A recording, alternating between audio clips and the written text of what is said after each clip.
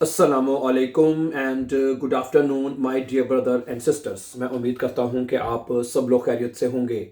अच्छा दोस्तों, अभी हम 30 जर्मन नाउन्स जो हैं, जो B1 में बहुत ज़्यादा या अक्सर बोले जाते हैं, वो हम आपके सामने रखेंगे।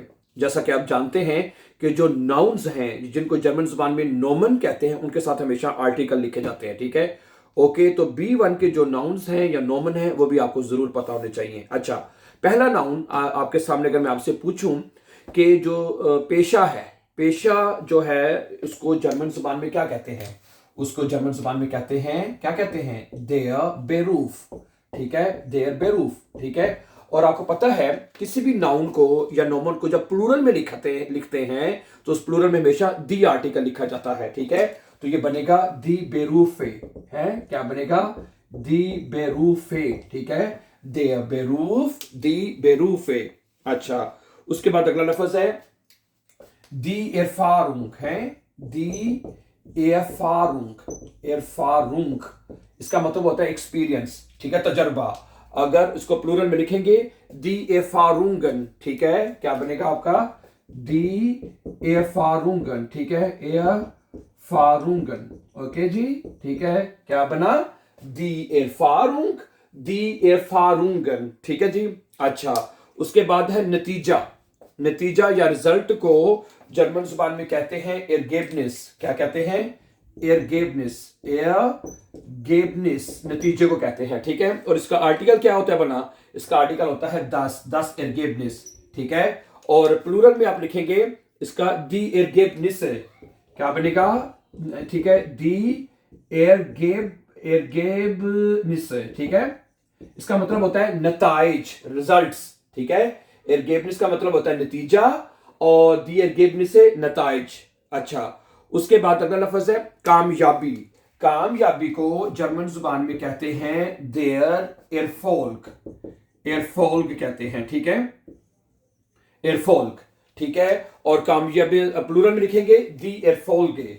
क्या बनेगा जी? दी एयरफोल्गे। एयरफोल्गे। ठीक है, ये एक बात याद रखिएगा, ये अच्छी तरह सीख लें कि जर्मन जुबान के जो नाउन्स होते हैं नोमन, ये सिंगल में या प्लूरल में, उसका हमेशा जो पहला लफ्ज है, पहला लफ्ज अल्फाबेट जो है, वो आपने हमेशा कैपिटल लेटर में लिखना है। ठीक है, हमेशा पहला लफ्ज जो है, ये अक्सर स्टूडेंट ब्रीफ में ये गलती करते हैं, ये बहरहाल आपने नहीं करनी। ठीक है, ओके। अगला लफ्ज है फैसला।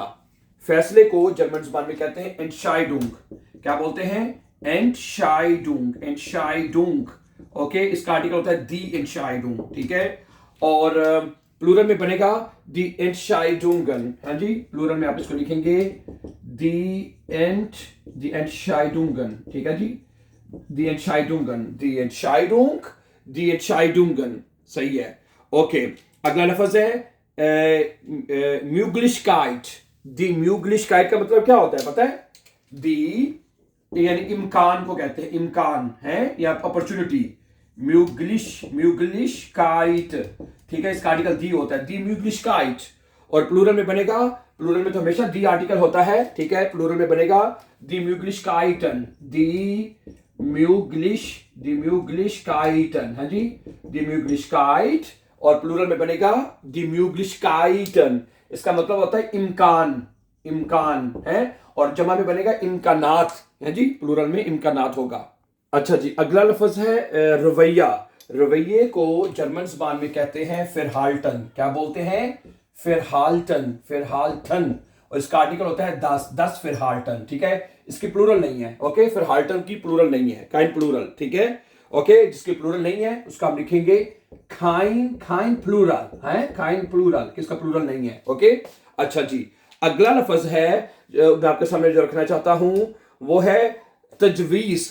तजवीज को जर्मन जुबान में कहते हैं फोर्शलाग। ये तो आपको पता है ना, फोर्शलाग है, फोर्शलाग। इसका आर्टिकल होता है देर, देर फोर्शलाग। ठीक है, और इसकी प्लूरल बनती है दी फोर्शलेगे। है, दी फोर्शलेगे। ठीक है, देर फोर्शलाग, दी फोर्शलेग। ठीक है जी। अच्छा, अगला लफ्ज है माइनुंग।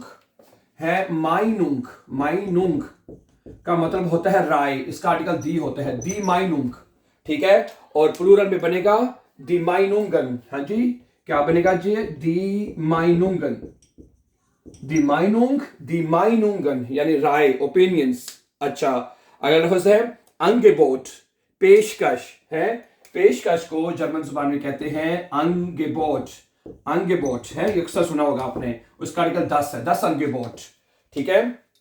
और प्लूरल में बनेगा दी अंगेबोट है, दी अंगेबोटे, ठीक है। 10 अंगेबोट, दी अंगेबोट।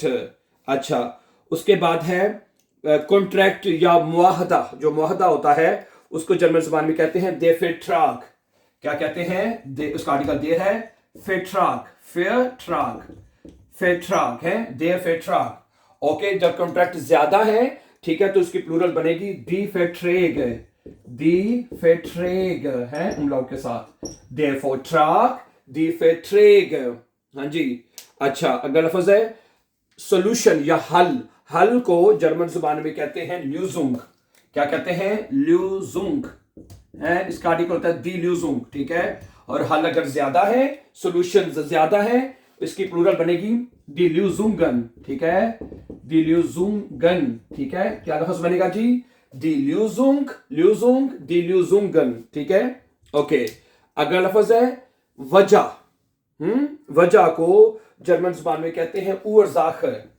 क्या कहते हैं? उर्जाखे, उर्जाखे। उसका आर्टिकल होता है दी उर्जाखे। और वजह अगर ज्यादा हो तो वो बनेगा उर्जाखन है, उर्जाखन। ये बनेगा दी उर्जाखन, दी उर्जाखे, दी उर्जाखन यानी वजूहात, ठीक है। अच्छा, अगला लफ्ज है मकसद या गोल है। मकसद या गोल को जर्मन जुबान में कहते हैं सील। और इसका आर्टिकल होता है 10 सील, ठीक है। और प्लूरल में बनेगा दी सील, ठीक है, दी सीले, द सील, दी सीले। ओके, मकसद हो जाएगा, ठीक है। अगला है फोर्टाइल। कि फोर्टाइल का मतलब भी आपको आता है। इसका मतलब होता है फोर्टाइल का नुकसान। और इसका आर्टिकल होता है दे फोर्टाइल, ठीक है। और प्लूरल में बनेगा दी फोर्टाइले है, दी फोर्टाइले, दे फोर्टाइल, दी फोर्टाइले।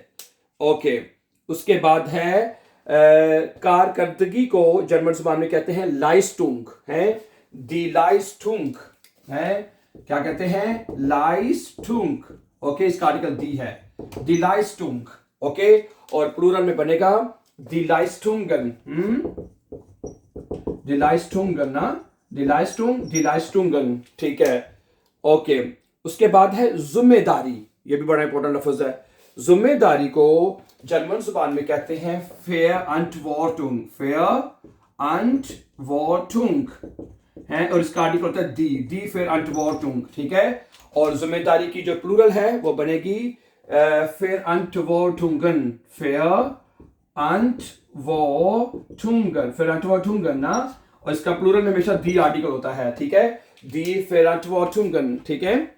अच्छा, उसके बाद है आमदनी। आमदनी को जर्मन जुबान में कहते हैं आइनकॉमन। क्या कहते हैं? आइनकॉमन, आइनकॉमन, ठीक है। और इसका आर्टिकल होता है 10 आइनकॉमन, ठीक है। और आमदनी अगर ज्यादा है तो उसकी जमा भी आइनकॉमन है, लेकिन आर्टिकल दी लगेगा, दी आइनकॉमन, ठीक है, दी आइनकॉमन। ओके, मैं यहां पे बता दूं जर्मन जुबान में काफी ऐसे नाउन्स आपको नजर आएंगे या मिलेंगे आपको जो सिंगल में और प्लूरल में सेम होते हैं लिखने के लिए, लेकिन ठीक है, सिंगल प्लूरल में सेम होते हैं, लेकिन दी आर्टिकल बताएगा कि उसमें ज्यादा चीजों की बात हो रही है। तो ऐसे देर, फिर ऐसे नाउन्स का आर्टिकल या तो देर होगा या 10 होगा, दी नहीं होगा, ठीक है। ऐसे नाउन्स जो सेम होते हैं सिंगल में या प्लूरल में लिखने में, उनका आर्टिकल या तो देर होता है या 10 होता है, जो सेम होते हैं ना। और ठीक है, देर 10 आर्टिकल बताता है कि सिंगल नाउन की बात हो रही है अगर, और दी आर्टिकल बताएगा भी यहां पे ज्यादा चीजों की बात हो रही है। जैसे कि एक लफ्ज मेरे ज़हन में आ रहा है मैसा, चाकू है। जैसे चाकू जो है उसको हम जर्मन ज़बान में क्या कहते हैं? मैसा, ऐसे ही है ना, 10 मैसा, उसका आर्टिकल 10 है। और अब चाकू ज्यादा है नाइफ्स, तो ये बनेगा दी मैसा, दी मैसा।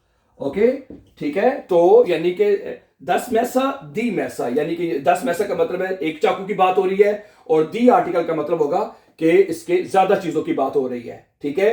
तो जर्मन जुबान में ये याद रखिए, काफी ऐसे, जैसे स्वेटर है, स्वेटर को जर्मन जुबान में क्या कहते हैं? पुलोवर, है, स्वेटर को जर्मन जुबान में क्या कहते हैं, उसको हम कहते हैं देर पुलोवर, उसका आर्टिकल देर है, देर पुलोवर, ठीक है, ओके। और उसकी प्लूरल क्या बनेगी, दी पुलोवर, यानी स्वेटर्स है, उसकी जवाब बनेगी आपकी दी पुलोवर है, दी पुलोवर, ठीक है, ओके। तो ये याद रखिएगा, ठीक है, गुड, ओके। इसके बाद अगला लफ्ज मैं आपके सामने रखना चाहता हूं,